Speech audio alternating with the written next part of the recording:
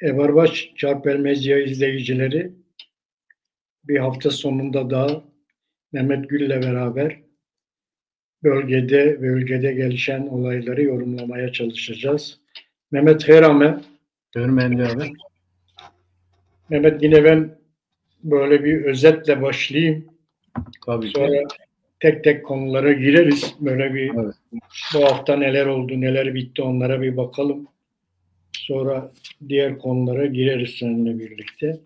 Bir defa en çok gündem olan konulardan bir tanesi bu Trump'la Zelenski'nin vuruşmasıydı.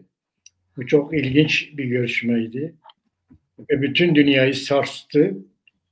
Ve o kadar etkiledi ki Mehmet, bu akşam... Dünya yeni bir şeye tanık oldu. Evet.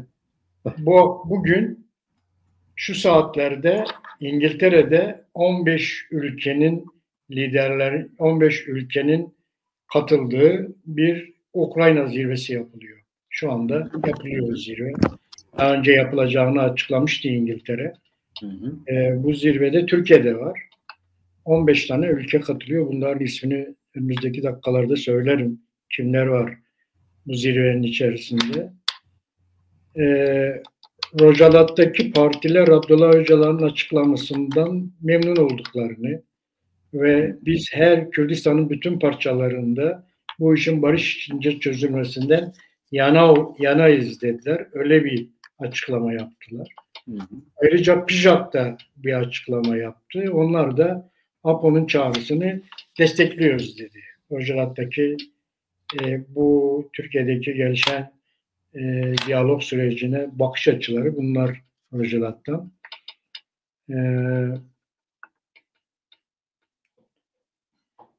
Rojava'da biliyorsun geçen bu içinden geçtiğimiz haftanın en önemli olayı Dürzilerin özellik ilan etmesiydi.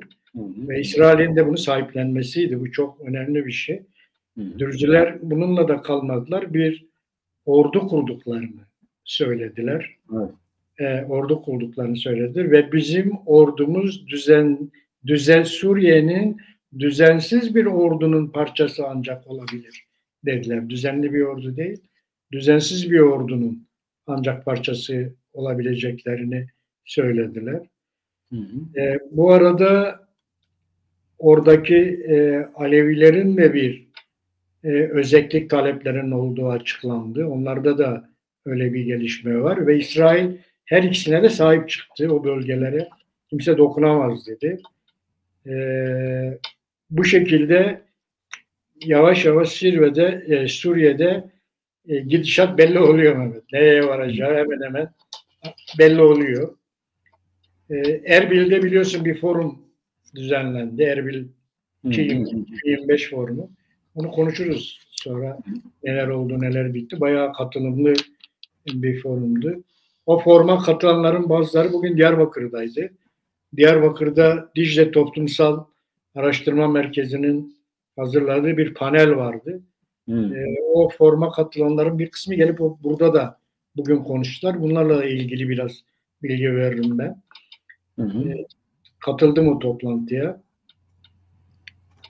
Türkiye'de biliyorsun işte 27 Şubat'ta Abdullah Öcalan'ın nihayet beklenen çağrısı geldi.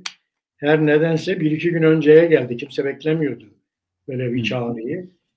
Hem Erbil'deki forum beklemiyordu. Öyle gözüküyor. Hem de bu Diyarbakır'daki DİTAM'ın paneli beklemiyordu. Onlar da beklemediği bir anda herhalde biraz öne alınmış gibi gözüküyor. Öyle de açıklandı bugün DİTAM toplantısında. Beklenenden 1-2 gün öne alındı dendi toplantı. Bu Öcalan çağrısına Devlet Bahçeli dahil hemen hemen bütün partilerden olumlu şeyler geldi. Tabii İyi Parti falan hariç bu konuda. Onlar bu işin dışında. KCK Yürütme Kurulu destekledi bu çağrıyı ve buna uyacaklarını söylediler. KCK'nin açıklaması yalnız biraz ilginçti Mehmet. Biraz uzundu o açıklama. Bilmiyorum sen görebildin mi? Onlar da söylüyor. Onlar da şöyle diyorlar. Yani bu 1 yıl süren bir süreçti ve bilgimiz vardı diyorlar. Aynı şeyi söylüyorlar. Şu anda bir hukuki komisyonun varlığını biliyoruz diyorlar. Yani bunu da Özgür Özel falan da açıkladılar. İşte bir hukuk var falan diye. KCK de açıkladı. Yani bir hukuk komisyonu var ve şu anda bunlar çalışıyor dedi. Bunu açıkladılar. Üçüncüsü de yine KCK açıklamasında Erdoğan'ın her şeyden haberi var dendi. Her şeyden bilgisi var. Biz de bunu biliyoruz dedi yani Erdoğan. O işlerin dışında değil. Her an ona haber veriliyor dedi.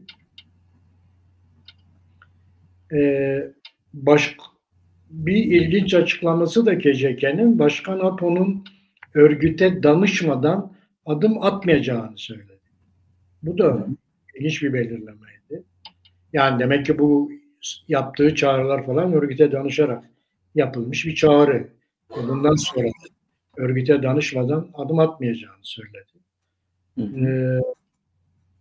Ve bu açıklamanın Suriye'yi kapsamadığını söyledi. Onlar da KCK de aynı konuda. Yani bu açıklama Suriye'yi kapsamıyor dedi. Yalnız o arada işte Salih Müslim Abdullah Öcalan'ın çağrısına uyacağız dedi. Herhalde bunun dünyadan haberi yok gibi. ya da o PKK'lidir. Ya da o başka bir şeydir. Bilmiyoruz artık. Öyle de başka bunun bir izahı yok yani. Yani o apocu olduğu için ben de uyacağım diyor. Diğerleri biz apocu değiliz diyorlar. Evet. PKK'li değiliz diyorlar. Ayrıca bu Kürdistani partiler de silah bırakma çağrısını olumlu bulduklarını açıkladılar. Onlardan da böyle bir açıklama geldi. DEM Partisi zaten açıklayacağını, desteklediğini memnuniyetle karşıladıklarını söylediler. Demirtaş'ın açıklaması oldu. Demirtaş da çok detaylı bir şekilde bu işi açıkladığını söyledi. Onun arkasından Binali Yıldırım'ın bir açıklaması geldi. İşte bu Türklük kavramının herhangi bir ırka veya bir millete vurgu yapmaması gerektiğinden falan söz etti. Yani Mehmet Uçum'un paralelinde bir açıklama yaptı. Binali'nin farkı şeydi, o 66. maddenin değişmesi yönündeydi. Mehmet Uçum, yani işte bu anayasa Türklerden başka kimseyi yaşam hakkı tanımıyor dedi. Evet. Mehmet Uçum buna itiraz etti. Yani. Öyle dedi. Ya işte Yıldız falan. Doğu Perinçek Abdullah Öcalan artık Türklerin safındadır dedi. Kürtlerin safından ayrıldı. Şu anda artık Türklerin safındadır dedi. Bir de bu yeniden yoldaş oldu onlar. Evet. Ve bir de şeyi söyledi. Yani bu vatandaşlık tanımının değişeceği, Türklük tanımının değişeceği kavramına. Bunlar dedi bunlar mecliste değişmez dedi. Bunlar silahla değişir dedi.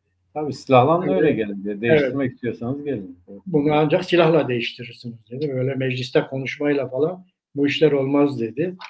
Yine bu akşam haberlere düştü. Bahçeli Demirtaş'ı aramış. Evet, ve bu, yani teşekkür etmiş ona. Teşekkür etmiş. Bu çağrıya olan desteğinden dolayı da teşekkür etmiş. Yani benim gördüğüm 4 parçada geçtiğimiz hafta içerisinde olan gelişmeler bunlardır Mehmet. Bu arada ben biraz şeyden söz edeyim istersen daha başlamadan.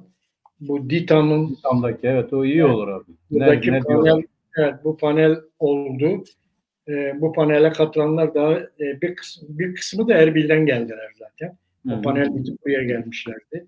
Kimler vardı? Cengiz Çandar vardı. Mümtaz Türköne vardı. Türköne. Türköne değil mi? Mümtaz Türköne. Mümtaz Türköne. Sezgin Tanrıkulu vardı.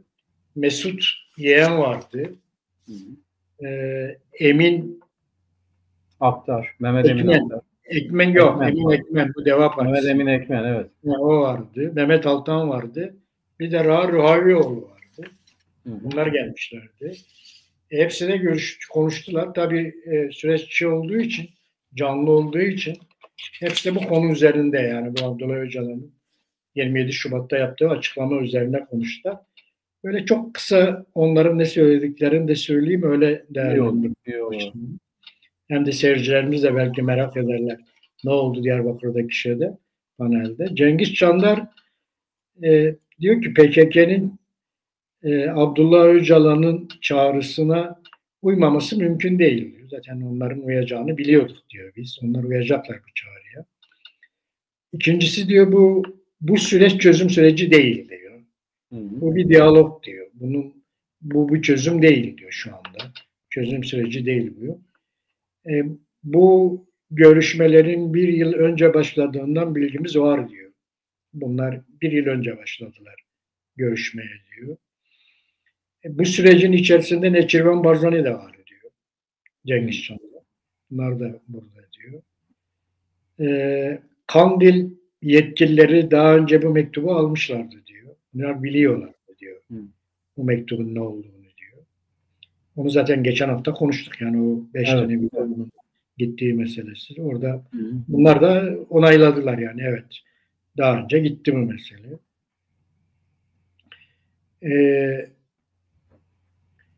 Bu Halkların Demokratik Kongresi ve Ümit Özdağ'ın aynı anda operasyon çekilmesi olayı bir yol temizliği, mıntıka temizliğidir dedi. Bu böyle konuşuluyor kulislerde dedi. Yani her ikisine aynı anda operasyon çekilmesi bir mıntıka temizliğidir dedi. Öyle değerlendirdi olayı. Bir de ilginç bir şey söyledi. Bu HDP bileşenlerinin HDP'ye ne faydası var onu bilmiyorum dedi. Ama dedi beni yanlış anlamayın. Benim milletvekilliğim Türk Solu kontenjanından değil dedi. Ben oradan gelmedim. O internasyonel katılım, evet. Internasyonel kontenjandan gelmişti. Ben oradan geldim dedi. Onu açıkladı. Sonra Mümtaz Türkön'e konuştu. Mümtaz Türkön'e Abdullah Öcalan'ın çağrısı rafine bir çağrıdır dedi. Net bir çağrıdır. Açıktır dedi. Ve bu Öcalan Bahçeli diyaloğudur dedi. Bunun dışında herhangi bir şey aramayın dedi. Öcalan ile Bahçeli'nin yaptıkları bir diyalogtur dedi. Bahçeli hem partisi adına hem devlet adına konuşuyor dedi. Her ikisine. 2 tane gömleği var dedi. Hem bir partilidir hem de bir devlet adamıdır.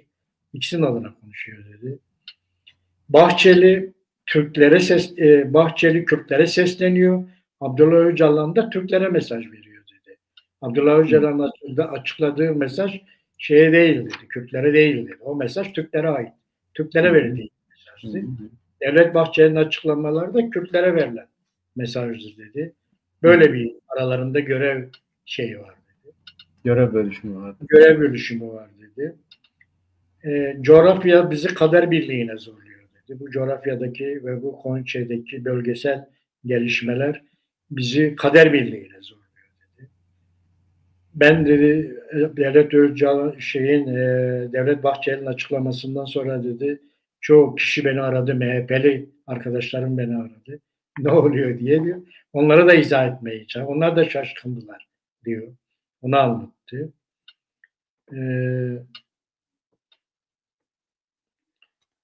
Demokrasi ve hukuk gerçekleşmeden bu işler olmaz dedi. Türkiye'de anayasa kalmadı dedi. Demokrasi yok dedi. Hukuk yok dedi. Bunların yeniden tesis edilmesi gerekiyor. Bunlar olmadan herhangi bir şey olmaz dedi. Herhangi bir şey çözüm olmaz dedi. Bu mesele dış dinamiklerin etkisi çok büyük dedi.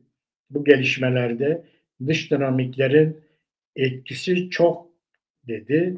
Artı bu mesele İsrail'in güvenliği meselesidir dedi. Açıkladı. Yani biliyorsun bu aynı zamanda Devlet Bahçeli'nin baş danışmanı. Tabii. Daha bu konuda da sürekli açıklama yapan biri. Bahçeli adına. Bahçeli tarafından açıklama yapan biri. Mesut Yeğen de ilginç bir şey söyledi. Dedi Türkiye dedi İran devreden çıkmışken Kürt meselesini bu bölgesel konjektörde tek başına götüremez dedi. Bu yüzden kendi içinde böyle bir çözüm arıyor dedi. Tek başına kaldı dedi ve artık Kürt meselesini devam ettiremez dedi. Kürt sorununu bu şekilde devam ettiremez. Bu yüzden buna yöneldi dedi. Ee, En çok bunları dedi. Bu Öcalan da dedi devletin ihtiyaçlarını karşılayan bir mesaj verdi. Evet, Öcalan'ın açıklamaları. evet, çok doğru. Evet, devletin ihtiyaçlarını karşılayan bir mesaj dedi. Orada yani bir tek bir de şeyi söyleyeyim, Muhammed Altan'ı söyleyeyim. İşte Mehmet Altan, Mehmet de diyordu ki valla bu kadar toplantıya, bu kadar görüşmeye, bu kadar çağrıya falan gerek yok dedi. Ee, Şeye sorsunlar dedi. Ne zeka? Ee, Yapay zeka. Yapay zekaya sorsunlar dedi. Ben sordum dedi. Ben Hmm. yapay zekaya sordum dedi. Şu anda bizim konuların hepsini bana anlattı dedi. Eğer de, eğer devlet de istiyorsa yapay zekaya sorsun. Kürt meselesi nasıl çözülür desin. Bakın dedi yapay zeka bu işi nasıl açıklıyor. Doğru. Diyarbakır'daki gelişmeler de böyleydi Mehmet. Yani o toplantıdaki konuşmalar da Evet. böyleydi. Bayağı nitelikli bir toplantıydı. Ama işte herhalde daha öncesinde bu çağrıyı bu kadar erken alınacağını bilmedikleri için çağrıdan önce bunları konuşmak istiyorlardı. Ama tabii çağrı sonra daha çok şimdi çağrı üzerine konuşmalar oldu. Herkes Abi bu çağrıyı değerlendirmeye. Cengiz Çandar Erbil toplantısıyla ilgili bir şey söyledi mi? Erbil toplantısıyla ilgili söyledikleri o. Yani Erbil'de bu mesele zaten diyor Erbil toplantısına başladığımız sıralarda bu ikinci gününde bu çağrı geldi diyor. Bu çağrı geldi. O çağrıda da herkes bu çağrıyı olumlu karşıladı. Cengiz Çandar çok olumlu karşıladı. Yani bu iş tamamdır, bu iş doğrudur, böyle yapılması gerekir. Orada Sezgin Tanrıkulu bir şey söyledi. Sezgin Tanrıkulu dedi ki Diyarbakırlılar barışın ihtimalini seviyorlar dedi. Barışı seviyorlar. Evet, o Barış şeyin ihtimalini seviyorlar dedi. Cahit Sıtkı Tarancı'nın şiiri miydi? Evet, öyle bir şiir var ya. Evet, oradaki Evet, bir mısrayı barışı atlamış. değil, barışın ihtimalini İhtimalini. seviyorlar dedi. Evet, doğrudur. Yani Yani barış o ihtimaline kıymetli. karşı ben diyor Diyarbakır'daydım ve çok alanda çok büyük sessizlik oldu. Çok bir duygu kırılması yaşandı Evet, alanda. maalesef. Onun için biz diyor şeyi seviyoruz, ihtimali seviyoruz. Maalesef. İhtimal daha iyi diyor. Barış ihtimali barıştan iyi diyor. Evet, Böyle doğru. anlattı olayı. Diyarbakır'daki gelişmeler de böyleydi. Bölgesel gelişmeler tabii çok yoğun bir şekilde devam ediyor Mehmet. Hem bu çağrı devam ediyor hem Suriye'de gelişmeler devam ediyor. Öyle istersen bu e, Buradan Suriye meselesi, başlayalım. evet yani Rojava Buradan Kürdistan'dan başlayalım. oradan Rojava buraya Kürdistan gelelim olur. Evet. efendim. Oradan buraya geliriz. Buyur abi. Evet, oradan tekrar gelelim. Bu Rojava Kürdistan'daki gelişmeler ilginç. Yani işte oradaki Dürzilerle Arap Alevlerinin yaptıkları özellik talepleri ve çağrıları. Biri talep etti, biri de çağrı yaptı sanırım. Öyle okudum ben onları. İkisini Daha şey. doğrusu fiilen yani Dürzüler burası bizim 3 tane güneydeki şeyi buradan çekilin dedi Ateşe'ye. Doğru. Yani Yani buradan burası bizim çekildi. dedi. Burada biz varız. Burada bizim asayiş kuvvetleri görev yapacak dedi. Evet. Şimdi Onlar oldu. Nusayriler de büyük bir ihtimalle Batı Suriye'de Akdeniz boyunca isteyecekler, yapacaklar. Ya da yapacaklar öyle diyelim. Zaten Kürtleri de HTŞ'nin kendisi siz devlet kurun dedi. HTŞ o da bir fiili durum yarattı. Evet. Fiili durum neticesinde de Kürtlere dedi ki vallahi siz devletinizi kurabilirsiniz dedi. Yani herkesin önünü açtı. Öyle görünüyor. Yani Dürzilerin de önünü açtı. Tabii. Alevilerin de önünü açtı. Şeyin de önünü açtı. Kürtlerin de önünü açtı. Tabii. Hepsinin önünü açtı. Zaten bu çağrı bence bir yerde Rojava'nın da önünü açtı. Yani Tabii. ABD hemen açıklama yaptı bu çağrının arkasından. Dedi ki artık dedi bizim IŞİD'le mücadele ortaklarımızı rahat bıraktı. Tabii Artık yani bu PKK'nın bu APO'nun çağrısından sonra evet. Ulusal Güvenlik Başkanı, Amerika Birleşik Devletleri Ulusal Güvenlik Başkanı hem bu çağrıyı önemli buldu hem de dedi ki bu aynı zamanda bizim müttefiklerimizin rahat çalışmasını sağlayacak bir çağrıdır dedi. Evet. Yani o anlama gelecek bir şey söyledi. Biz de zaten başından beri bunu söylüyoruz. Yani bu Güneybatı Kürdistan meselesi Türkiye Cumhuriyeti Devleti'nin birincil dereceden ya da e, ilk ağızdan müdahale edebileceği, şekil verebileceği bir olay değil. Öyle olması zaten Türkiye'nin de aynı şekilde karşılanacağı anlamına gelir. Evet. Yani eğer eviniz camdan ise bir başkasının penceresine taş atmayınız felsefesi gibi. Yani eğer Suriye'yi dizayn etmeye çalışıyorsan birileri aynı meseleden hareketle Türkiye'yi dizayn etmeye çalışacaktır. Evet. Onun için Türkiye Cumhuriyeti Devleti, az önce sen de söyledin abi, Mümtazer Türkiye'ne mi söylemişti? Mesut Yeğen mi her neyse. Yani Öcalan'dan Türkiye'nin ihtiyaçlarına göre bir açıklama istediler. Evet. Bu açıklama, Mesut Yeğen. Evet, bu açıklamayı yaptılar. Yine sen çok önemli bir şey söyledin. Mümtazer Türkiye'nin söylediğini söyledin. Yani dış dinamikler bu konuda çok etkin. Etkin, evet. Yani şimdi bu Öcalan'ın çağrısında bir önceki ilk çağrısını hatırlıyorsun abi. Sayın Devlet Bahçeli ve Recep Tayyip Erdoğan'ın paradigmasına, yani benimsedikleri paradigmaya, bak bu çok önemli. Ben de destek vereceğim dedi. Yani o paradigma onların değil, onların benimsediği bir paradigmadır. Bu zaten bir üçüncü tarafın olduğunu gösteriyor. Evet. O da şudur zaten, konjonktür dediğimiz, bu konjonktürün değişmesi, Esad'ın gitmesi, Hizbullah'ın gitmesi, Hamas'ın etkin olmaktan çıkması, İran ve Rusya'nın çekilmesi ya da çekilmek zorunda bırakılması yeni bir duruma işaret ediyor. O ilk toplantımızda konuştuk. Yani jeopolitik değişti. Evet. Önceden Orta Doğu dediğimiz zaman Rusya ne yapar diye soruyorduk. İran ne yapar diye soruyorduk. İran dediğimiz zaman da Hamas ve Hizbullah ve Esad idi.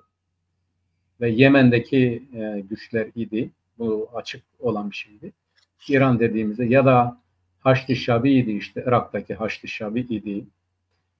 Şimdi bu değişti.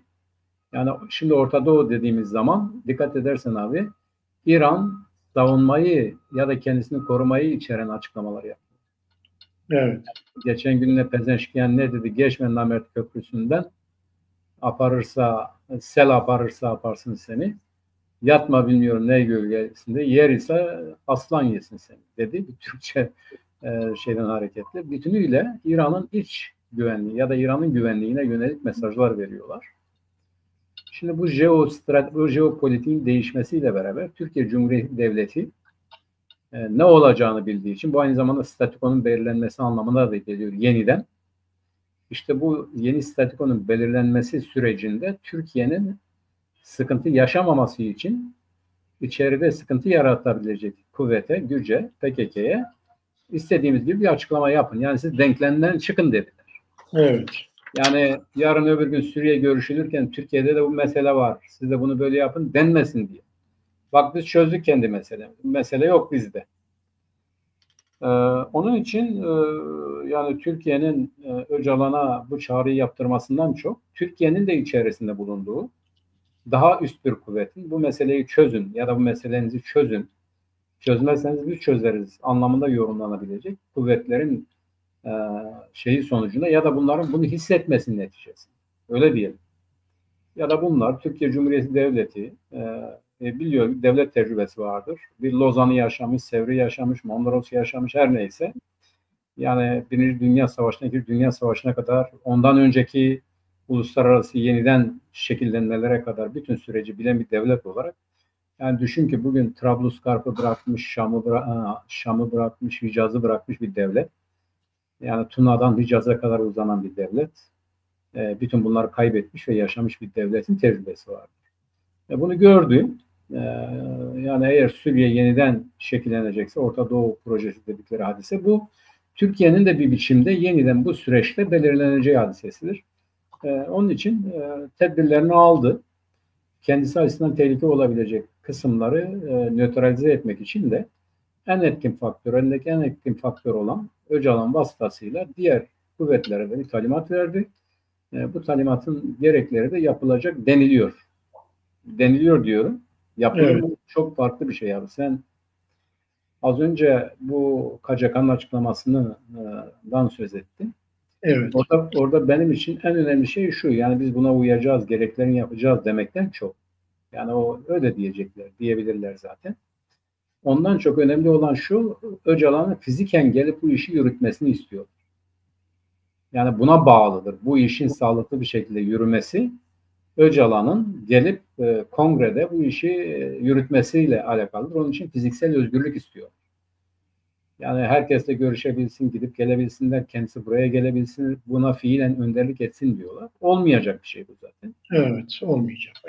Bu bence şöyle düşünmek lazım bunu. Öcalan her ne kadar ben tarihsel sorumlu üstleniyorum dedi ise de çağrıda bulundu. Yani PKK'nın tarihsel misyonu bitmiştir.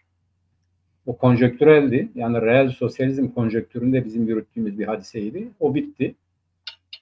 Ben bunun tarihsel sorumluluğu üzerime alıyorum. Ama kongre toplansın bu konuda karar versin. Yani topu bizzat onlara attı. Evet. Yani tarihsel sorumlu alsa ne olacak? Yarın öbür gün diyecek ki tamam ben öyle dedim ama siz bu kararı almasaydınız. Yani ben size karar alın dedim. Siz aldınız. Almasaydınız der. Bunun tarihsel sorumluluğu kolay bir şey değildir kendileri açısından. Hiç kimse de bunun altına girmek istemez. Çünkü kayıtsız şartsız teslimiyet beyannamesiydi. Kayıtsız şartsız düşün. Sadece bugüne yönelik değil, geleceğe yönelik de federalizm, özellik, kültüralizm gibi bir takım özellik anlamına gelecek süreçler de gereksizdir diyor. Yani bir tür devletin dediğini kendisi tekrarlıyor. Bunları da istemiyor ya da ben istemiyorum diyor. PKK silah bırakmıyor, kendisini feshetmiyor. Siyasal taleplerinden de vazgeçiyor.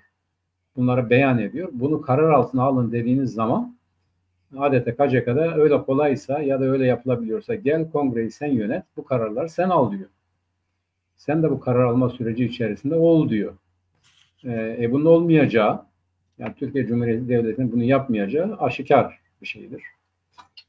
Tabii bunun ötesinde her iki kamuoyuna da, yani Diyarbakır'daki bizimkilerin bir duygusal kırılma içerisinde olmaları normaldir. Çünkü bunu beklemiyorlardı.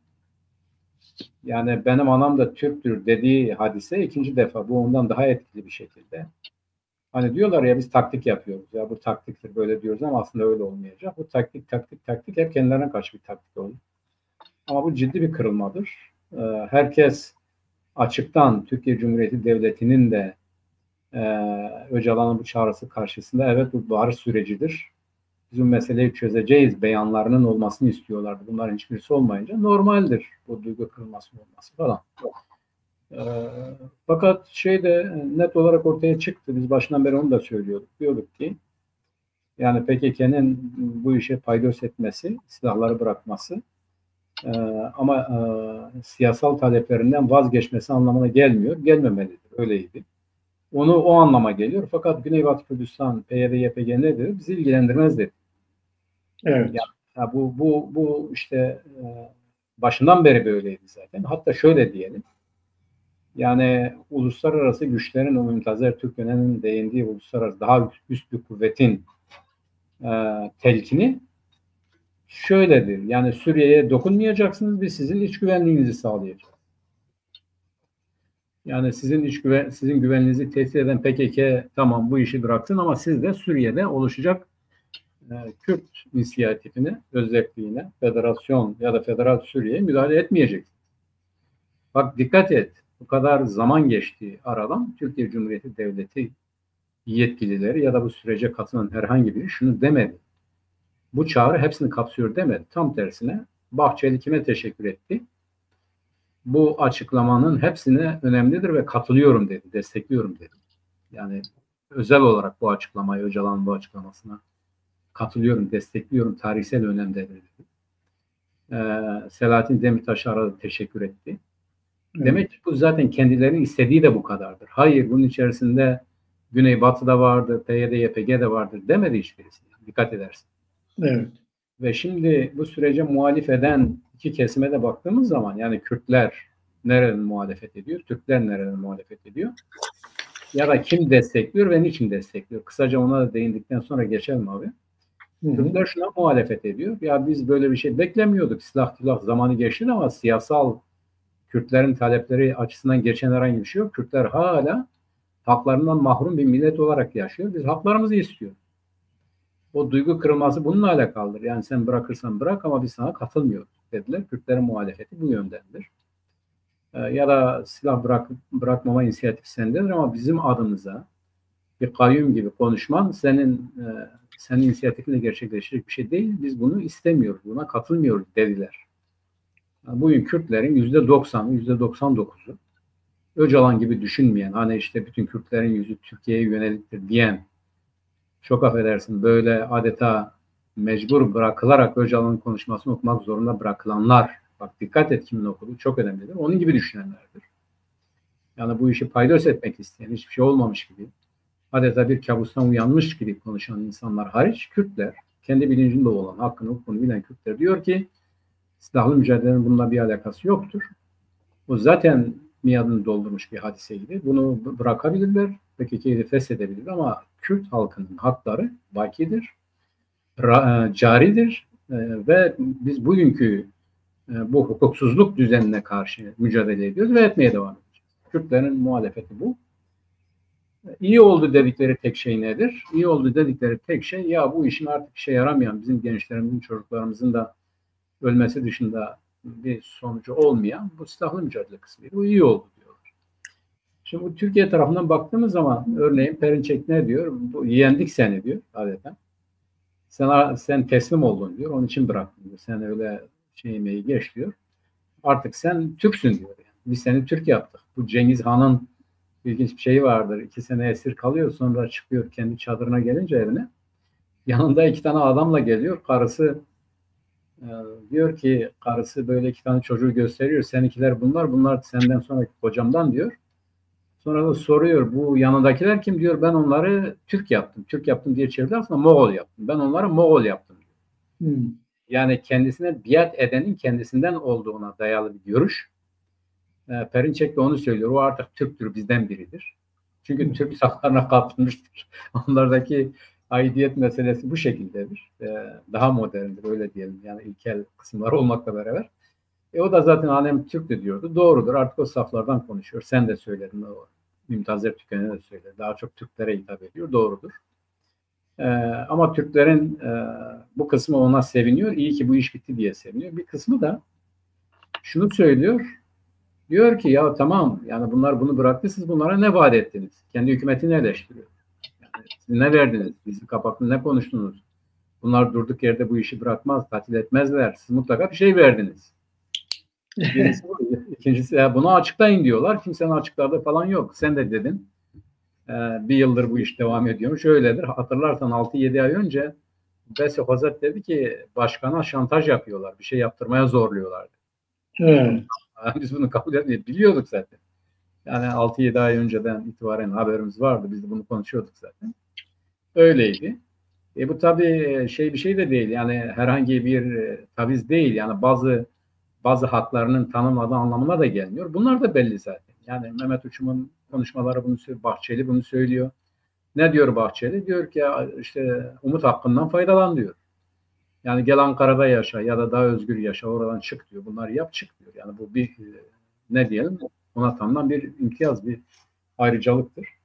Bir diğeri nedir? Bu Kürt dili üzerindeki hadiselerdir. Yani Kürt dilinin daha aktif kullanılması, Kürtçe eğitimin yapılması gibi bir takım vaatlerin verildiği söyleniyor. Bütün bunların da zamana yayılarak, yani az önce sen söyledin ya bir yol temizliği, Cengiz Çandar doğru söylüyor. Bu bir arena, bir alan temizliği. Bu alan temizliğinden sonra bütün bu olacak. Bunları Öcalan'ın bu 1. barış sürecinde devletten bir şey alınmaz. Devlet isterse verir felsefesine göre olacak şeylerdir. Yani devletten ne isteyeceğiz? Devlet baba zaten verir diye düşünüyor. Öyle bir şey var. Öyle bir anlaşma olduğu söyleniyor. Özgür Özel dedi ki biz biliyoruz komisyon kurulmuş. Bu komisyon anayasa değişikliği için çalışıyor. İnfaz yasasını çalışıyor. Bunu yapıyor, şunu yapıyor. Bütün bunların hepsini dedi ki biz dikkat edersen abi en ilk toplanan, en ilk tepki veren CHP. Yani diğer siyasi partileri geç. Meclisini toplayarak karar alan ve bunu açıklayan CHP'ydi. Bundan sonraki her şey mecliste yürümeli dedi. Evet. çok net bir tavır koydu. Diyorlar ki siz onlara bir takım şeyler vereceksiniz. Bu bir, iki bir şeyler de alacaksınız. O nedir? Senin yeniden Cumhurbaşkanı olmanı sen onlardan istedin. Onlar da senin yeniden Cumhurbaşkanı olmanı destekleyecekler. Biz buna izin vermeyiz. Yani Türkiye'nin demokratikleşmesi senin Cumhurbaşkanı yeniden olman değildir. Onlara da bu hakların verilmesi değildir. Hatta bir Ersin Kalaycıoğlu var. Diyor ki bunlar Kürtlere ayrıcalık tanıyor. Bölücülüktür. Yani düşünebiliyor musun bak? Muhalefet, yani onların muhalefet anlayışı nereden geliyor? Çok önemli. Evet. Bakış açısına göre nasıl değişiyor? Velhasıl şu. Klasik bir söz var. Ezilenler açısından ya da alttakiler açısından her değişiklik iyidir. Şimdi bu hercü merci olma, bu değişiklik, bu statükonun değişmesi tabii ki iyidir. Ama daha iyi şeyler elde etmek için bütünle Kürtlerin elinde olan şeye bağlı. Yani biz ne yapacağız bu süreçte? Basit. Her zaman söylediğimiz gibi. Biz haklarımızın talepkarı olacağız. Bunları isteyeceğiz. Bunları elde etmek için de hiç kimse mücadele etmeden bir şey vermez. Perinçek doğru söylüyor. Bunların barışçıl, demokratik, kitlesel ve irade bir müdahaleyle haklarımızı elde etmeye çalışacağız. Yani bu çağdaş dünyada bugün millet dediğiniz zaman artık siyaseten millettir. Yani fiilen, objektif olarak değil. Yani subjektif olarak da, yani örgütlenmiş iradesiyle millet sayılıyor. Kendisini idare edemeyen, siyaseti olmayan, geleceğe ilişkin bir komutan merkezi olmayan, yeraltı, yerüstü zenginlik kaynaklarına, insan kaynaklarına sahip çıkmayan, bunu örgütlemeyen bir millet değildir zaten. Ancak işlenebilecek bir hamurdur. İşte istediğin kalıba sokabilirsin. Ama millet dediğin zaman kendisine göre hareket edebilen, siyasal olarak örgütlenmiş bir millettir. Biz tabii ki bunu istemeye devam edeceğiz. Bunu gerçekleştirmeye devam edeceğiz. Bunun kaçarı da yok zaten. Şimdi burada dikkatimi çeken kötü bir şey de var abi. O nedir? Öcalan da buna değiniyor o açıklamasında. Hatırlarsan geçen hafta demiştim, kongrede bunu söyledi Erdoğan. Dedi ki Türk-Kürt-Arap İttifakı. Yani bunu söyledi, yani böyle net söyledi Erdoğan. Bundan sonra, bu tarihsel süreçten sonra önümüzdeki en önemli hamle dedi. Türk-Kürt-Arap İttifakı'dır. Şimdi Öcalan da bunu söyledi. Türk-Kürt kardeşliği dedi. Yani diğerlerinin haklarını tanıyan Türk-Kürt kardeşliği dedi. Dikkat et.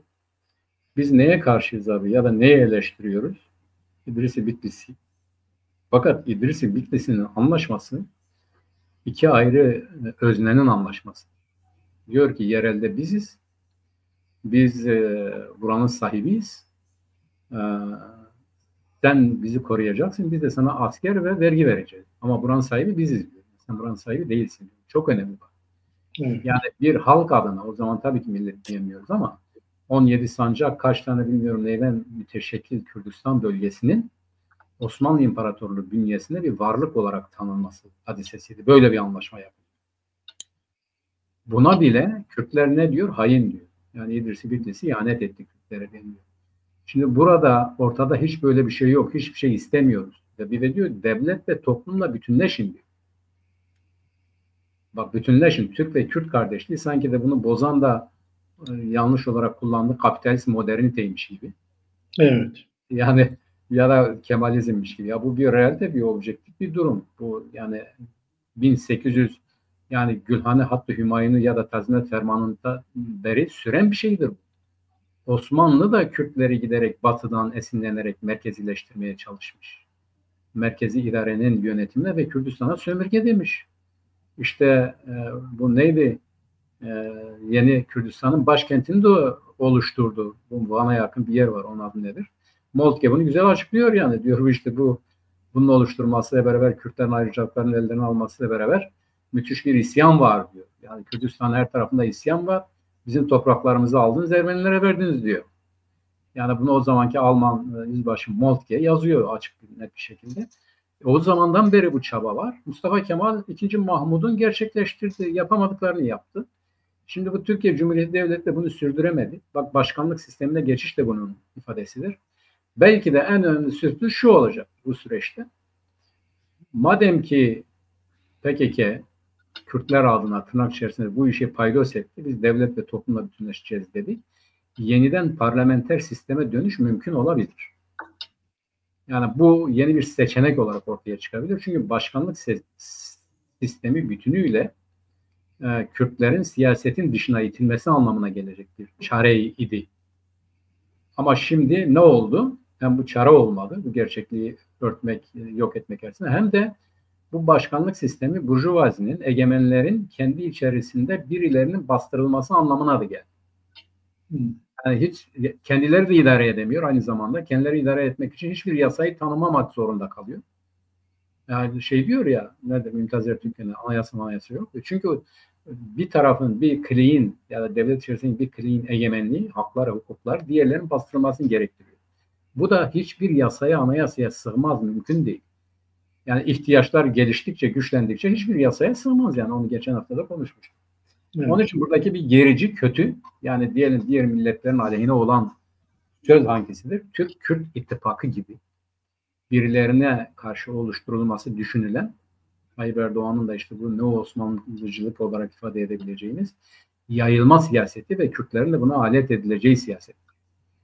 Yani bu olmadan da demokratik bir tarzda milletler, Orta Doğu'daki herkes kendi ülkesinin toprakları üzerinde eşitlik temelinde kardeşçe ve işbirliği içerisinde yaşayabilir. Bu daha mantıklı, akla yatkın, herkesin huzur bulacağı bir çözümdür. Yeni savaşlara kapı aralayabilecek gerici ittifaklar değil. Bunun bilincinde olmamız lazım. Biz her zaman insanlık değerleri çerçevesinde hak hukukumuzu talep ettiğimiz gibi başkasının hak hukukunu da tanıyarak bunu istiyoruz. Yayılmacı, birilerini köleleştirici bir zihniyetten, siyasetten yana değiliz. Bunu savunanların geriletilmesi, bunların da kendi alanlarına çekilmesini sağlamak için mücadele etmek lazım. Doğrusu budur. Bu konuda söyleyeceğim budur abi. Şimdi burada bu silah bırakma çağrısını ve örgütü lağvetme çağrısını getiren Devlet Bahçeli'ydi.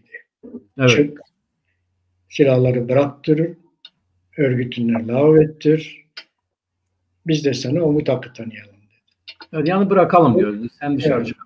Evet, böyle. Gerçekten tam da bu açıklama onu gösteriyor. Silahları bıraktığını, örgütü lağvetmeniz gerektiğini, kongreyi toplayın, örgütü lağvedin dedi. Tam devletin ihtiyaçlarına cevap veren, devletin beklentilerine cevap veren bir açıklama oldu burada. Ötesi kimse bilmiyor. Bundan sonra ne olur?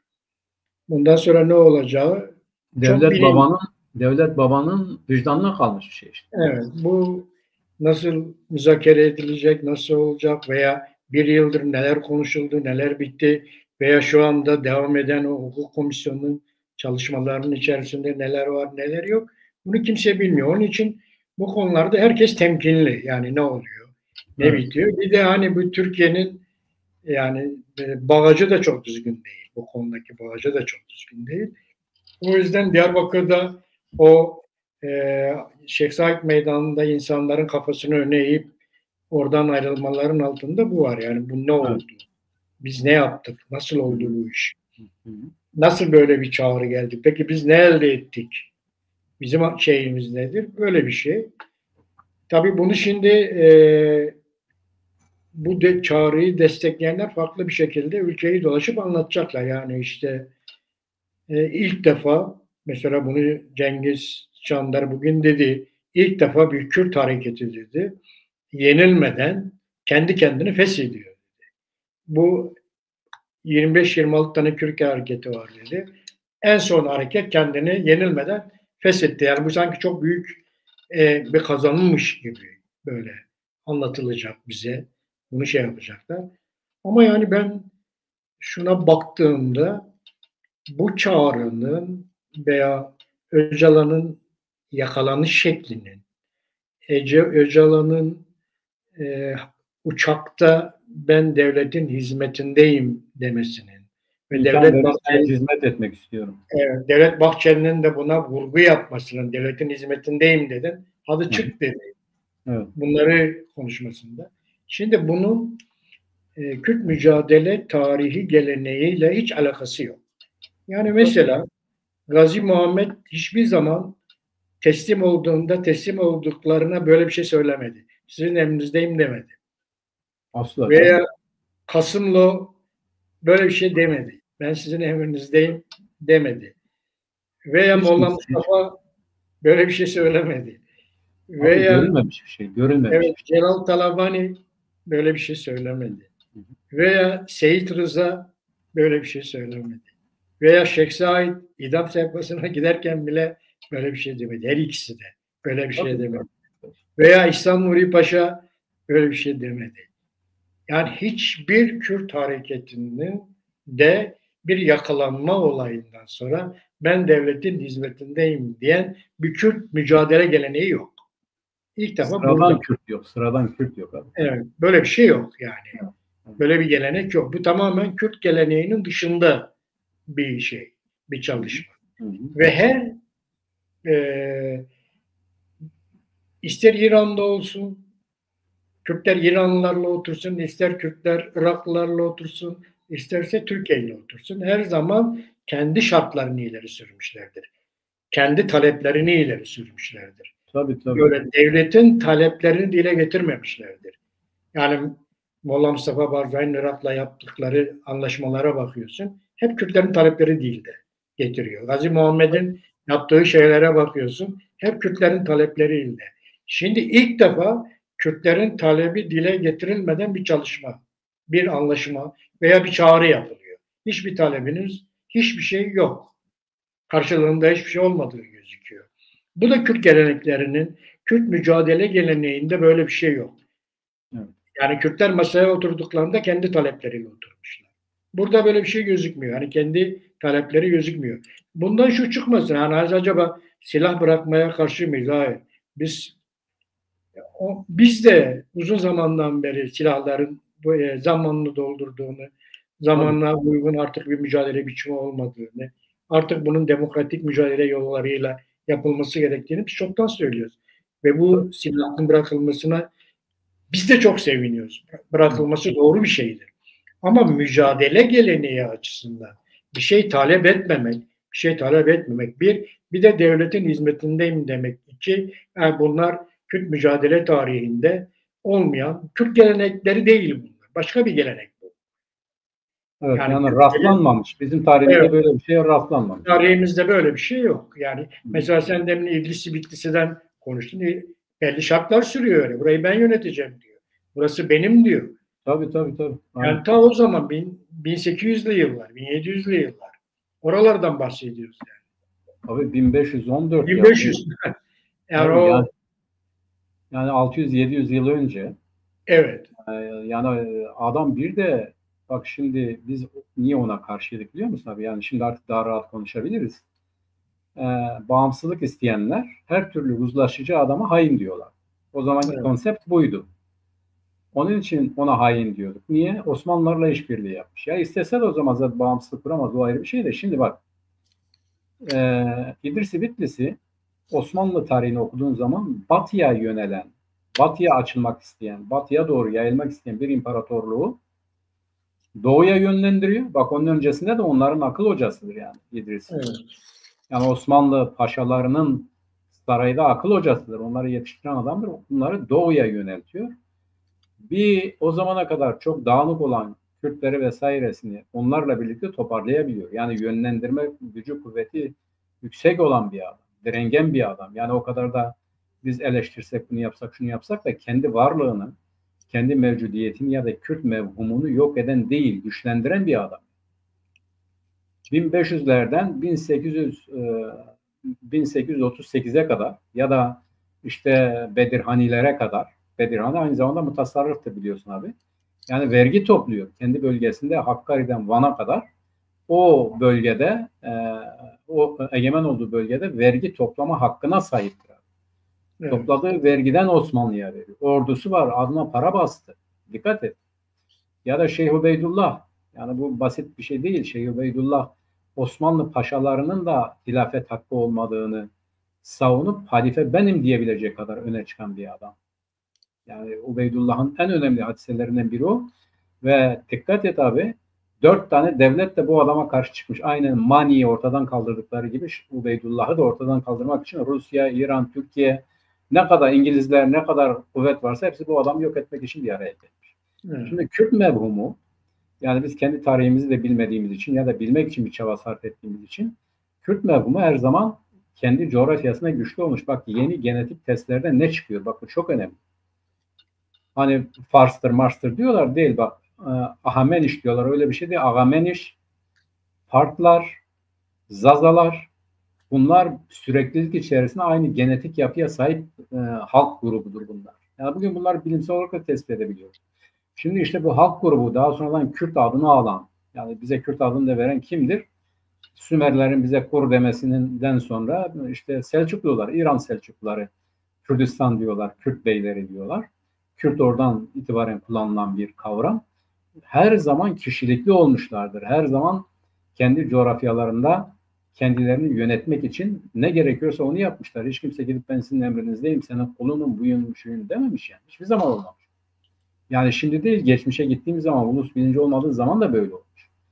Şimdi bu açıdan baktığımızda o trajik bir durum tabii ki. Ama Kürtler bugün bunu aşabilecek dirayettedir. O bilinçtedir yani. O meydanlardan boynu bükük ayrılmaların sebebi bu. O boyunların tabii ki kaldıracaklar. Yeniden başlarını tutup kendi mücadelelerini verecekler. Buna hiç kimsenin kuşkusu olmaz. Yani bu ilk anda bu karamsarlık olabilir. O ilk yakalandığı zaman benim anlam Türktür dediği zamanki karamsarlık yok ama ya bir millettir, bir mevhumdur bu. Yani bu suyun akışı gibidir. Bunu önlemenin imkanı yok. Bir biçimde kendi haklarını almanın yolunu bulacak. Ha biz diyoruz ki demokratik yollarla, barış içerisinde uzlaşarak bu işler olsun. Hiç kimsenin acı çekmesine gerek yok. Bu olan bir şeydir zaten. Tarihe baktığımızda da milletlerin hepsi bir millet olarak örgütlenmişlerdir. Kürtler de bu süreçtedir. Bunun için kavga gürültü etmenin alemi yoktur. Barış masasında oturup bunu birlikte çözmek. Bir şey daha ekleyeceğim abi. Evet. Şimdi bir tane vekil var. Gitti HDP'den, bu DEM'den vekil oldu. DEM'li değil ama diyor ki bu işi hemen parlamentoya getirin, parlamentoda çözelim. Bak. Yani şunu söyleyemiyor arkadaş. Yani Kürtler ve eğer bu mesele çözülecekse Kürtlerin temsilcilerinin katıldığı, Türkiye'nin de temsil edildiği bir ortak bir alan bulalım, bir konuşup anlaşalım. Nedir, ne değildir onu açığa çıkaralım. Sonra da onu yasalaştıralım. Bak böyle bir zihniyet biliyor. Bu körelme böyle bir şey. Yani kimisi de devletin şeyine buradan su taşıyor. Böyle hizmet ediyor devlet yani. O parlamentoda çözelim. Ya bugün Kürtleri temsil eden parlamentoda kimse yok ki canım kardeşim. Kimdir bugün parlamentoda Kürtleri temsil eden bugüne kadar? Cengiz Çandar diyor ya ben bundan hiçbir şey anlamadım. Anlayan var mı bugüne kadar? Anlayan var mı? Yok. Yani Kürtlerin temsil edilmediği bir parti nasıl Kürtler adına oturup bunu konuşabilir, çözebilir? Mesele bu. Kürtleri temsil edenler bugün parlamento dışında olanlar. Asıl mesele bunlarla oturup konuşmak. Bunlarla ne istiyorsunuz diye sormak ya da nasıl çözer diye konuşmak. İşte biz bunu her zaman söylüyoruz. Demokratik yollardan barışçıl bir şekilde kavga gürültüye mahal vermeden oturup konuşup meseleyi çözmek lazım. Aklın yolu budur. Bu işten vazgeçenlerle çözülecek hiçbir şey yoktur yani. Yok yani bu çok gerçektir ki Kürtler haklarını almadan Kürt meselesi çözülmez. Mümkün değil. Ancak Kürtler haklarını aldıkları zaman bu mesele çözülür. Tabii. Böyle çağrıyla veya işte kandırmacayla bu işler olmaz. Bunlar reel bir şekilde oturulur, konuşulur, Kürtler haklarını alır ve Kürt meselesi çözülür. Yoksa onun dışında Kürt meselesi çözülmez. Onu diyelim. Bu arada Mehmet bir de biliyorsun bu tam bu Abdullah Öcalan'ın açıklamaları sırasında da ikinci günü Erbil'de bir forum vardı. Bu forumda da bayağı kaçıncısıdır yapılıyor? İkinci mi? Üçüncü mü? Kaçıncıdır bu abi? Vallahi 7. sanırım. O kadar olmuş mu? Her yıl mı yapıyor bunlar? Evet yani bunlar her yıl yapıyorlar bunu. Ve bayağı da bir katılım vardı Mehmet orada. Yani abi katılım vardı da bu katılım yani bana göre esas orada olması gerekenler yok. Kim mesela? Mesela biz abi. Evet. Yani şimdi adamlar kafalarına göre bir forum oluşturuyor. Tabii haklardı. Kim çağırırsa çağırsın ama bu forumda eğer mesele konuşuluyorsa yani diyelim Hüdapar'ın olduğu bir yerde dikkat et bak ya da Mehmet Emin Ekmen'in olduğu bir yerde Deva Partisi'dir o değil mi abi? Deva Parti Genel Evet, Deva Parti. Ya da işte DEM Parti'den birilerinin olduğu bir yerde ya da Cengiz Çandar'ın olduğu bir yerde bugün bu millet için en azından 50-60 senedir mücadele eden bu milletin hakları için acı çeken ya da emek sarf eden insanlar niye yok abi? Evet. Kürdistan partiler niye yok yani? Bunlar niye çağırmıyor bu Rudav? Rudav değil mi bunu düzenleyen? Evet Rudav. Rudav yani niye çağırmıyor? Geliyor başka zaman röportaj alıyor, ne düşünüyorsunuz diye soruyor. Bu konuda fikirleriniz diye soruyor. böyle bir forum düzenliyor. Yani bu aklı kıt olduğu için mi? Tabii ki değil. İdeolojiktir, politiktir. Yani onlar da aynen bu Öcal'ın çağrısı gibi yani birilerinin hizmetinde hareket ediyor. Yani bence doğrusu şudur. Bundan sonra bu Kürdistani partiler, yani Kürt milletin haklarını savunan, barışçıl, demokratik yollarla bunları savunan, elde etmek isteyenler Rudav'la ilgili siyasetlerini gözden geçirmelidirler. Yani Rudav'ın bu konuda ne der ne demez bir açıklama yapar mı yapmaz mı ayrı bir şey, ama ben buradan kendi adıma söylüyorum. Bu partiler Rudav'la ilgili siyasetlerini gözden geçirmelidirler. Bu protesto edilecek bir şeydir. Yani bu öyle rahat bir şekilde geçiştirilecek, oldu bitti. Neden bizi çağırmıyorsun? Yani bu meselenin gerçek sahipleri neden çağrılmıyor? Neden doğudan, güneybatıdan, kuzeyden kimse yok? Yani resmen bunu söylüyor. Çünkü oraya gidenlerin hiçbirisi doğrudan bu milletin meselesinin birincil derecede muhatabı değil. Ya da bu milletin meselesinin birincil dereceden savunucusu değildir. Öyle midir abi? Doğru mu? Evet. Yani ya da bu millet adına gerçeği söyleyen değildir. Öyle diyelim. Hep belli konseptler adına orada olan insanlar. Belli konseptlerin adeta temsilcileri olarak oradadırlar. Yani bir de bu millet ne istiyor? Bunu savunan, ya da hadi diyelim kendilerine göre aykırı tipler var. Bu aykırılar niye yok orada abi? Evet. Onun için Rudav'la ilgili bu oraya çağrılmayan ve çağrılması gereken, bana göre en az 3 tane parti vardır gitmesi gereken. Bunlar bu konuda oturup bir yeniden Rudav'la ilgili bu forumu düzenleyenler, artık her kimse onlarla ilgili, yani 1 değil, 2 değil, 3 değil, 4 değil, sen 7 oldu diyorsun. 7 defadır aynı şey yapılıyor. 3 Mehmet, pardon ben yanlış baktım. 3'tür yani bence de evet. O kadar 7 değil de 3 olabilir. Evet, onun için bu konuda hem bunu değerlendirmeleri hem de bu konuda kamuoyuna bir açıklama yapmaları lazım diye düşünüyorum. Doğru, yani orada Kürdistani partilerin temsil edilmemesi ve diğer parçalardan sadece yani hiç kimsenin orada bulunmaması özellikle bir eksiklik orada. Abi eksiklik orada, diyorsun, şimdi eksiklik diyorsun, ben üzülüyorum. Evet. Bu ihmal de değil abi. Bu göz ardı etme, yok sayma. Evet, bu belli bir konsept adına hareket etmedir. Bizi dışlayan bir yaklaşım. Yani gerçekçi olalım, biraz gerçekçi konuşalım ama. Yani mesela biz seninle buraya her insanı çağırıyor muyuz? Çağırmıyoruz. Evet. Çağırmadıklarımızı dışlıyoruz anlamına geliyor. Biz de aynı durumdayız abi. Yani bunu 3. defa oluyor. 3. defa bize dediler mi gelin siz bu konuda ne düşünüyorsunuz, bunu konuşun dediler mi? Demedi. Ama onun dışında hatırlıyorsun, yani bir zamanlar bizim bu Rudav'la yine bir problemimiz olmuştu. Hatırlıyorsun değil mi abi? Evet. O zaman kişilikli bir şekilde bunu protesto etmiştik, söylemiştik de kendilerinde ikaz da etmiştik. Aynı şey yapılmalıdır yani. Benim görüşüm bu. Sen belki farklı düşünebilirsin abi. Yok, yani ben de onu büyük bir eksiklik olarak görüyorum. Kürdistani partilerin orada bulunmaması veya diğer parçalardan hiç kimsenin bulunmaması büyük bir eksiklik tabii yani. Sadece bizimden değil, diğer parçalardan da kimse yok. Yani ben herkes için söylüyorum. Bu işin muhatapları birincil derecede muhatapların olması gerekiyor. Orada kendilerini, orada dünyanın bütün ülkelerinden insanlar gelmişken orada kendilerini ifade etmeleri gerekiyor. Basit bir şey söyleyeyim abi. Yani şimdi artık bizim bazı şeyleri gerçekten daha gür sesle söylememiz lazım. Şu anda Orta Doğu'daki birincil derecede konuşulan Kürtlerle alakalı neresidir? Güneybatı'dır. Bak adamlar yani topun ağzında, orada ne olacağı konusu bütün dünyanın merak ettiği bir şeydir. Neden gelin burada ne istiyorsun bir de bize söyleyin denmiyor. Evet. Hadi bizi geç ya. Bak, bu topun ağzında olan bir millet, yani önemli bir parçamız ve önemli bir kavşakta. Neden oradan biri ya da orayla ilgili biri, hadi oradan biri olma, orayla ilgili biri yok. Yani sen madem ki bir meseleyi gündemleştirmek istiyorsun, neden yok bunlar yani? Yani bir çağır, onlar da söylesin sözlerini. Öyle değil mi?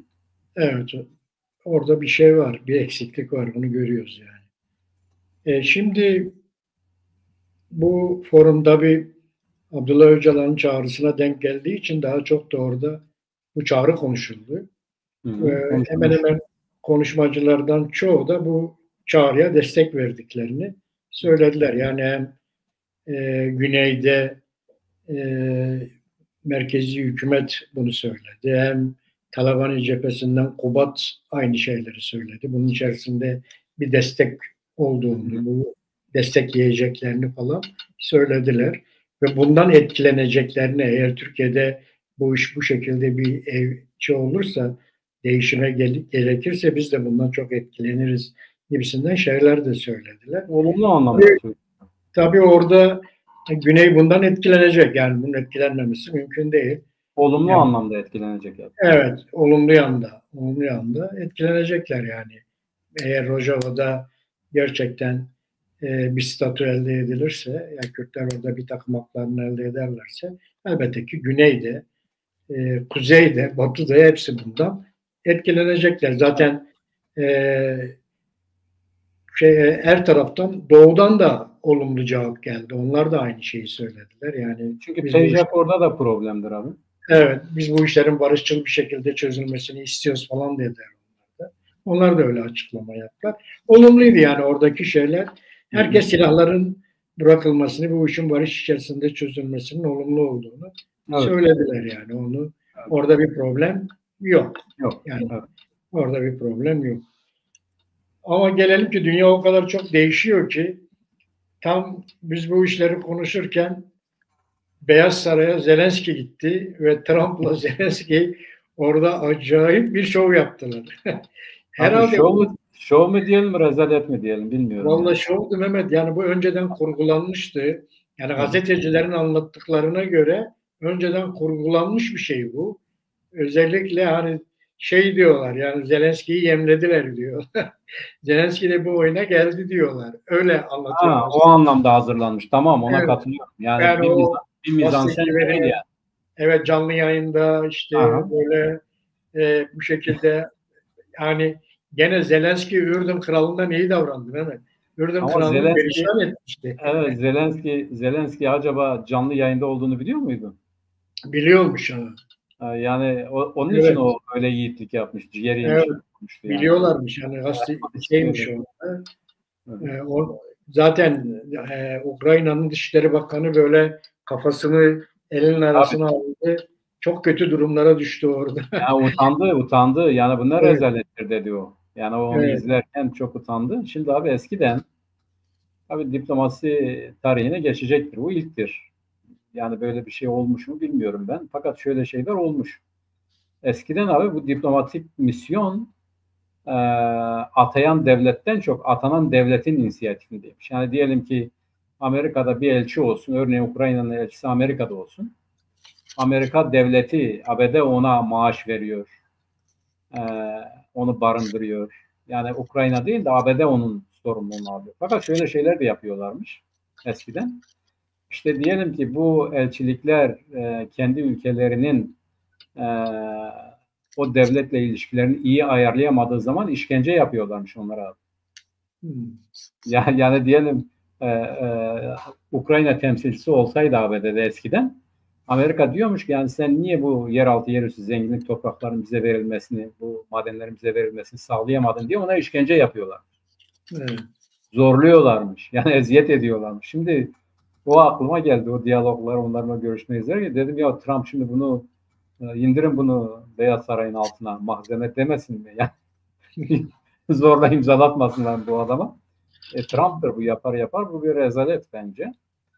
Gerçekten de yani Zelenski hiç ummadığı, hani kader diyorlar ya, belki de o Ukrayna Devlet Başkanlığı'na aday olduğu zaman başına bunların geleceğini, yani böyle kaderini onu değiştireceğini, dönüştüreceğini, bir ulusal kahramana çevireceğini hiç düşünmemiştir o. Yani nihayetinde bir devlet başkanlığı yapacak, emekli olup gidecekti ama başına gelenler şimdi Zelenski'yi ikinci defa bir kahraman yapıyor. Yani adam ne diyor? Ben bir ülkenin topraklarını, zenginlik kaynaklarını size satamam diyor. Evet. Bu bir çok de önemli. Anlaşmaya imzalamadı. Tabii yani bu çok olumlu bir davranıştır. Şimdi o Trump'ın öbür taraftan Trump'ın ya da Vance'in tutumu tam bir skandal. Yani bir devlet başkanını ağırlıyorsunuz ve onunla senli benli. İşte bize hiç teşekkür etmedin, şimdi net duymadın. Sen nasıl bunları bize vermezsin gibi üstlenici tutumlar çok anti ne diyelim yani bugüne kadarki şeye aykırıdır. Teamüle aykırı tutumlardır. Bu ikisinin demek ki bu teamülleri bilmediği anlamına da gelir. Ben zaten herhalde o neydi bu, eskiden de öyle gösterişçi bir adam. Yani bu devletle ilişkileri pek sıkı olmayan. Dikkat edersen Trump bir televizyon sunucusunu getirdi, Dışişleri Bakanı yaptı. Bir başka bir şeyi getirdi, bilmiyorum, Ulusal Güvenlik Başkanı falan filan yaptı. Yani ya da işte bir iş adamının Elon Musk'ı getirdi, işte hazinenin başına koydu. Amerika Birleşik Devletleri'nin para harcama siyasetini şimdi Musk belirliyorlar. Yani o ne kadar şey yapacağını, bütçenin ne kadar olacağını, ne kadar harcanacağını ve nereye harcanacağını o kontrol ediyor. Yani böyle garip bir durum oldu Amerika Birleşik Devletleri'nde. Tam Trump'ın kafasına göre bir yönetim oluştu.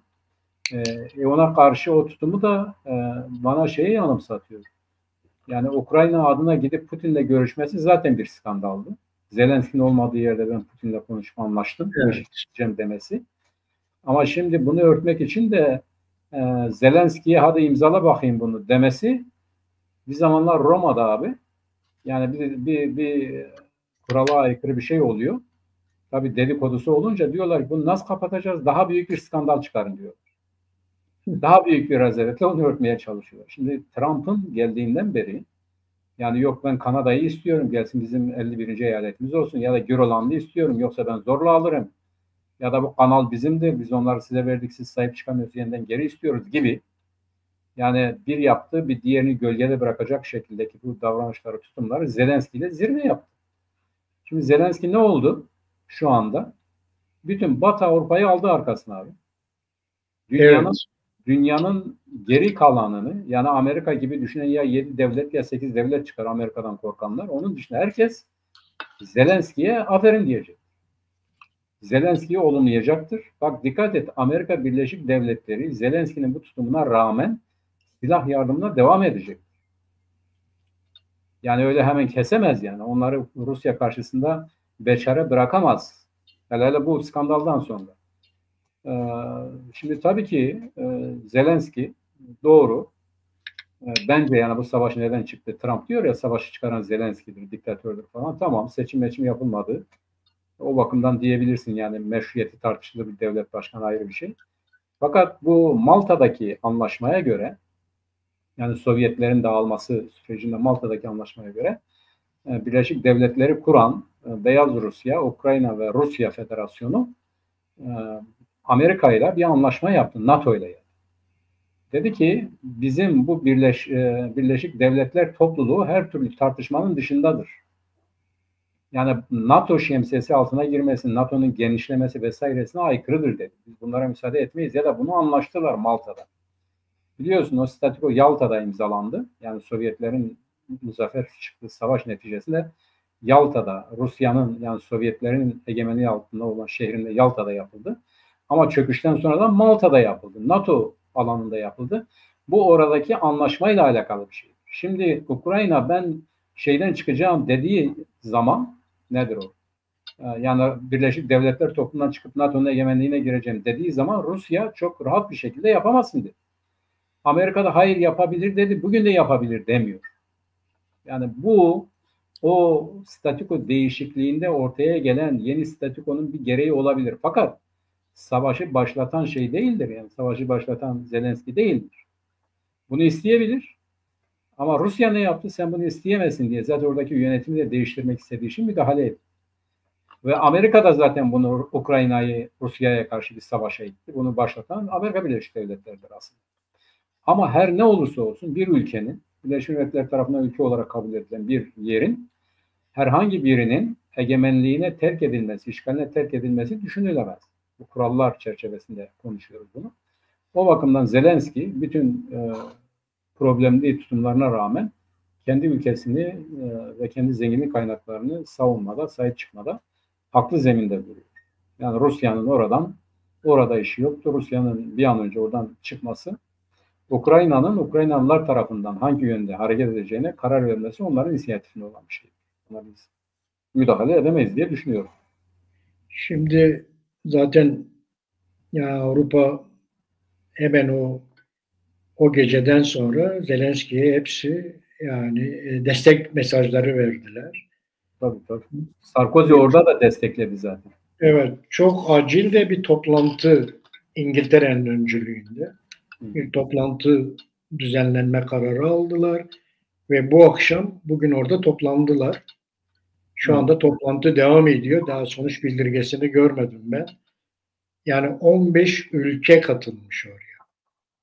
Abi İngiltere ne diyor biliyor musun? Bir katkı olsun diye söyleyeyim. Şimdi bu İkinci Dünya Savaşı, bu şeylerin o zaman bir başbakanı var, Chamberlain. Diyor ki ya bu Hitler'i biz durduralım. Nasıl durduralım diyor. Diyor ki Hitler'le görüşüyor. Diyor ki Südent'i sana verelim. Çekoslovakya'nın Alman bölgesi. Çekler de bir tür Alman milletinden ya. Südent'i sana verelim diyor. Hitler tamam diyor. Eğer burayı bize verirseniz ve bir de biliyorsun bu Alsace-Lorraine vardır. Bu Versay Anlaşması Alsace-Lorraine Fransa'ya verilince Almanlar bunu problem ediyor. Biz Dünya Savaşı'nda esir alındık bir milletiz diye. Südent'i alınca Almanların Hitler'in gözü doyar diye düşünüyor. Ama Hitler Südent'i aldıktan sonra da Polonya'yı istiyor. Ve giderek de Rusya'ya kadar yayılıyor. Yani şimdi İngiltere diyor ki bizim Ukrayna'nın doğusunu vermekle biz yeni bir Hitler yaratmış olacağız. Bununla yetinmeyecek. Balta'yı isteyecek, Polonya'yı isteyecek, sonra bize doğru gelecek. İngiltere bu tarih bilinciyle hareket ediyor. İşte Churchill zihniyeti bu. Yani Chamberlain zihniyeti birini yanlış yapmaya teşvik etmek. Churchill ise birine herhangi bir şey vermemek kaydıyla, yani onu olduğu yerde frenlemek kaydıyla statikocu bir siyaset izliyor. İngiltere bugün bunu takip ediyor. Yani Putin'e bir taviz verilmesine yana değil İngiltere. Evet, istemiyor. Avrupa'dan da yani mesela ben 15 tane ülkeyi söyleyeyim sana. Ukrayna bu işin içinde. Fransa, Almanya, Danimarka, İtalya, Hollanda, Norveç, Polonya, İspanya, Türkiye, Finlandiya, İsveç, Çekya, Romanya. Evet. Ve Kanada. Kim yok burada? Bak dikkat et, Macaristan yok. Evet. Bak, Macaristan yok. Bir de Slovenya yok galiba. Yani Çekya var, Slovenya yok. Bunlar ikisi de Rusya'dan korktuğu için yani. Dikkat et. O ambargo konusunda da Macaristan dedi beni es geçin dedi. Yoksa ben kafa tutamam dedi Rusya'ya. Yani o da korktuğu için o işte yok. Yoksa istiyor diye değil. İstiyor diye değil, evet. Evet, aynen öyle. Yani şimdi burada Trump'ın karşısına bir Avrupa gücü çıktı. Yani, Avrupa gücü şimdi Çin'le ittifak yapabilir bak. Evet. Evet. Şimdi onların belki öyle bir gelişme de olabilir. Yani Trump'ın buradaki politikası nereye evrilecek belli değil. Yani bu şekildeki çıkışları, özellikle Avrupa'yı karşısına, İngiltere'yi karşısına alarak yaptığı bu çıkışlar Trump'ın politikasını bir şeye uğratabilir, yani başarısızlığa. Bunlar da Trump'a gümrük vergilerini yükseltebilir. Evet. Yani bu sadece 15 tane Avrupa ülkesi değil abi. Evet. Commonwealth'i de kat işin içerisine. 65 ülke yapar. Yani 70-80 ülkeye çıktı. Evet. Bir de bunları destekleyenler çıkar. Zaten rahatsız olan Çin gibi, değil mi abi? Evet. Yani daha başka ülkeler de var. Trump'ı bunlar böyle frenlemek isteyebilirler. Yani bu tip gelişmeler olabilir. Bu çok kısa zamanda toplanmış bir toplantı yani. Daha 1-2 gün içerisinde. Hemen bu Zelenski-Trump vuruşmasının hemen arkasında bugün bu toplandılar. İşte 15 tane ülke geldi oraya. Türkiye'de gitmiş oraya. Evet. Türkiye'de korkuyor. Türkiye'de yani Putin'e burayı verirsen gelir aşağıya doğru diyor. Evet. Yani Katar'da meselesini unutmadılar. O da var. Öyle düşünüyorlar. Onu geçelim abi. Vance geldi Münih toplantısında hepsine fırçaladı. Dedi affedeyle. Adamlar zaten dedi ya bunların hepsi aynı tayfa dedi. Yani sadece Trump değil, Trump gibi olan yeni Trump'lar çıktı dedi. Evet. Hepsi de gerici ya da tehlikeli olan kısımlarla ilişki kuruyor. Evet. Bu nedenle Avrupa ciddi bir şekilde bir savunma refleksi gösteriyor. Yani bu nasıl, onlara hangi yola iter onu göreceğiz.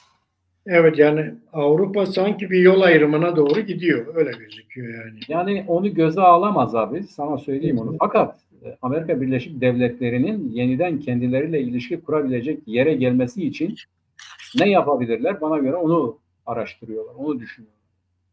En başta yapacakları şey o. Ama o da olmadığı zaman yine kendi güvenliklerini kendilerinin almasını yapacaklar yani. Gündeme getirecekler. İşte Çoktan da dikkat et. konuşuluyor. Bak Almanya'da ilginç bir ittifak kuruldu. Bak Almanya'da o AfD Rusya'ya yakın onlar.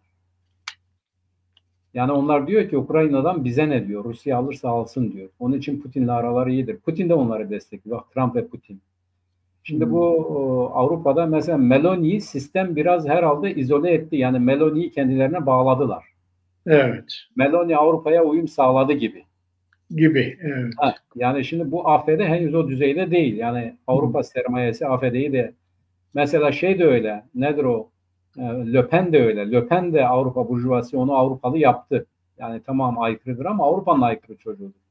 AfD henüz o düzeyde değil. AfD kendi ülkesindeki Nazi soykırım anıtına bile karşı. Yani onu nasıl görüyor? Diyor ki hiçbir millet kendi ülkesinde kendisini aşağılayan bir zihniyete sahip değil. Biz kendimizi aşağılayan bir millet. O anıtın kaldırılmasını da isteyen bir şeye sahip. Yani bu Nazilerin mahkum edilmesine ilişkin bütün görsellerin, bütün zihniyetin anlayışını ortadan kaldırılmasını da istiyor AfD. Şimdi o yeni olduğu için yani bakalım sermaye onu ne kadar hizaya getirecek, ne kadar ıslah edecek onu bilemiyoruz ama aynı zamanda dikkat et abi AfD eski yani Doğu Avrupa'da güçleniyor. Yani Doğu Almanya'da AfD neredeyse iktidar gibi. Batı'dan çok Doğu'da o tepki üzerine hem Batı'nın onları ihmal etmesi hem o göçmen siyasetinin hem göçmenlerin oraya yerleştirilmesi gibi konularda AfD eski Doğu Almanya'da güçlü. Doğu Almanya'nın neredeyse egemenliği altına almış yani AfD.